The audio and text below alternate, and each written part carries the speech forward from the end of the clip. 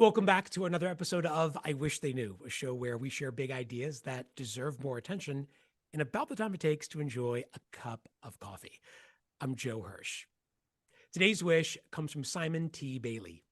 Simon is a keynote speaker, a career coach, and the founder of Simon T. Bailey International, a global training and development agency that has served over 2,000 clients in more than 50 countries across the world over the last 3 decades. That's a really strong pattern of success. Previously, Simon led sales for the Disney Institute, and his latest book, which we're going to get into today, is Resilience at Work: How to Coach Yourself into a Thriving Future. Simon, welcome to the show. Thank you for having me. So good to be with you. So, what do you wish more people knew? I wish more people knew that resilience is a superpower and people want to work for a manager and an executive who is resilient. Okay, so resilience is a term that gets tossed around a lot. It means different things in different contexts. There is, of course, a clinical definition by the APA: the ability to successfully adapt to challenging situations. I'm curious, when you set out to write this book, what did resilience mean to you? Yeah, great question. In our research, the State of the Working America report, we ask 1,000 people across America, what does resilience mean to you? And the number one answer, perseverance, the ability to bounce back better. That's what resilience means right here, right now. Okay, so not just going through something, but coming out of it better than before.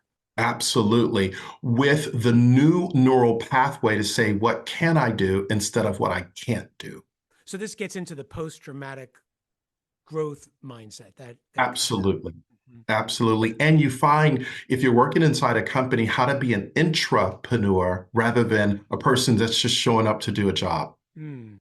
So every single person has the ability to bring a sense of resilience to the work that they do. And in this book, Resilience at Work, it's not your typical how-to business book. I really enjoyed it. With its parable format, it's more like a where-to. Yes. And I like the model. You introduce us to four different archetypes, characters really, and you help explore the idea of resilience through their eyes. Tell us about that. So Hurry is a leader who's always got to go, go, go. They've laid off staff, having to do more with less. All of the cliches and terms that we know. And Hurry's emotional intelligence is not where it needs to be because what do you mean pay attention to staff? What do you mean wellness? What do you mean self-care? People have a job, they've got to figure it out. So this Hurry personality doesn't take the time to slow down to the speed of the moment to say, how do I ensure that everybody that I'm collaborating with is growing and becoming better? Okay, so hurry. And with Hurry. hurry, there's a few other friends, right? Yes, so hurry works with worry. Okay. And worry is concerned about, oh my goodness, are we going to make our numbers this month? What about the margin? Did we follow back up with the customers? And worry is so much focused on the moment of waiting for the other shoe to drop that they don't drive value as they should. But hurry and worry meet ready and steady. Steady's superpower is calmness. So no matter what is happening, Steady will find the silver lining. Ready is let's make it happen and we will figure it out on the way. So together, Ready and Steady begin to coach Hurry and Worry to saying, here's how you can thrive rather than survive. Mm. And in this research, did you find that people identified more strongly with one of these archetypes, or did it sort of seem like a across the board? Here's what we discovered in the research. 56% of Americans say that they are living life in a hurry and they don't have time to slow down to focus on anything else. 48% of working Americans are worried about the future. So that means every single day you show up with someone on your team, virtually or in person, who may have something going on outside of the place of business and they're not coming with their full self because of being worried. Hmm. And so this is a drain not only on productivity, but also team morale, right? Team morale, innovation, solving problems quicker and faster. Hmm. In this parable, did hurry and worry choose to receive that coaching from Ready and Steady, or is that something Ready and Steady took on themselves and initiated with them? So what's interesting is Hurry and Worry met Ready and Steady at a surfing camp. And as they begin to sit by the what I call the campfire of resilience, the circle of resilience, over time they built trust. And as they built trust, Ready and Steady invited Hurry and Worry into a conversation or what we call the friend to friend process to begin to answer questions. But here's the deal. Ready and Steady also had to unpack their journey, and as they unpacked their journey, it allowed Hurry and Worry to unpack their journey and move towards thriving. Yeah, so this isn't something that you can force on someone to force a change. Resilience is really more about, I don't know, setting the conditions for that journey to unfold. Yeah, and building trust. Trust is the emotional glue of all relationships, and trust doesn't happen over time. You have to build trust equity in every conversation. Yeah. So our brains are naturally skeptical of that change, right? And we're distrustful of change. It brings about a sense of loss and unfamiliarity and discomfort. Any change, I guess, then would be inherently stressful.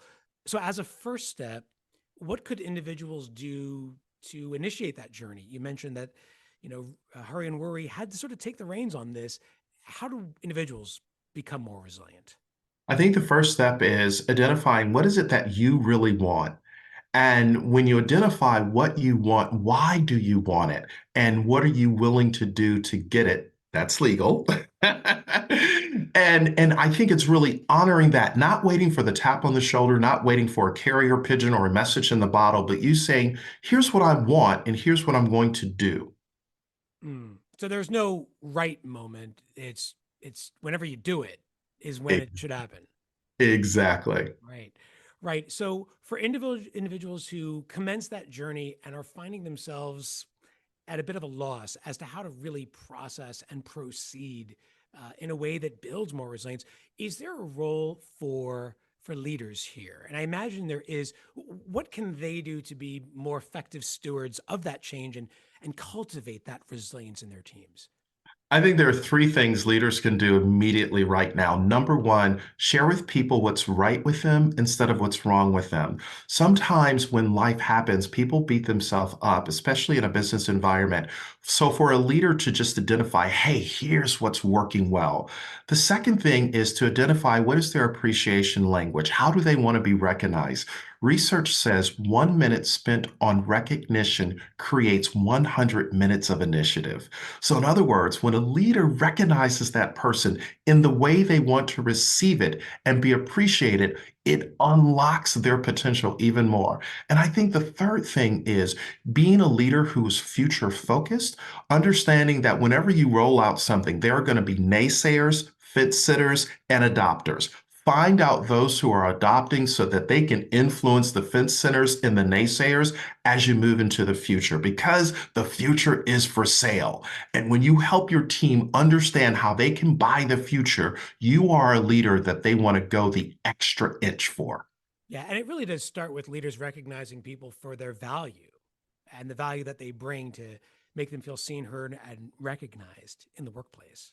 Yes, absolutely. And also, it's inviting leaders to understand that the job of a leader is not just to motivate and inspire.